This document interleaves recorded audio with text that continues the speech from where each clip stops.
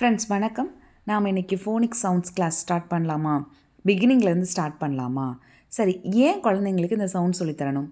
நாம் மட்டும் இந்த சவுண்ட்ஸை கிளியராக சொல்லி கொடுத்துட்டோம்னா குழந்தைங்க யார் ஹெல்ப்பும் இல்லாமல் ஈஸியாக ரீட் பண்ண கற்றுக்குவாங்க. இப்போ நம்ம பிகினிங்காக என்னென்ன சொல்லித்தரணும் அப்படின்னா, first alphabet, second vowels and consonants, third short vowels, fourth long vowels. அடுத்து அல்ஃபபெட்னா என்ன?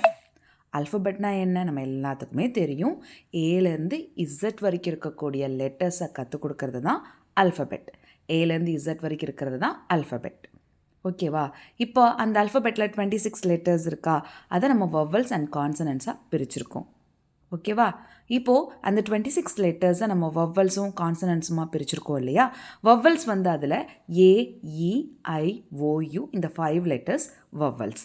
கான்சனன்ட்ஸ் மீதி இருக்கக்கூடிய 21 லெட்டர்ஸ் கான்சனன்ட்ஸ். அது எல்லாமே இங்கே இருக்குது பாருங்கள்.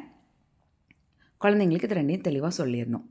அடுத்து பாருங்கள், ஷார்ட் வவல்ஸ். ஷார்ட் வவல்ஸ்னால் என்னென்னா, இந்த வவல்ஸோட சவுண்டை சொல்கிறது தான் ஷார்ட் வவல்ஸ். ஏஇஐஓயு வவல்ஸோட சவுண்டு, ஏவோட சவுண்டு அ, இ ஏ, ஐயோட சவுண்டு இ, ஓவோட சவுண்டு அ, யூவோட சவுண்டு அ.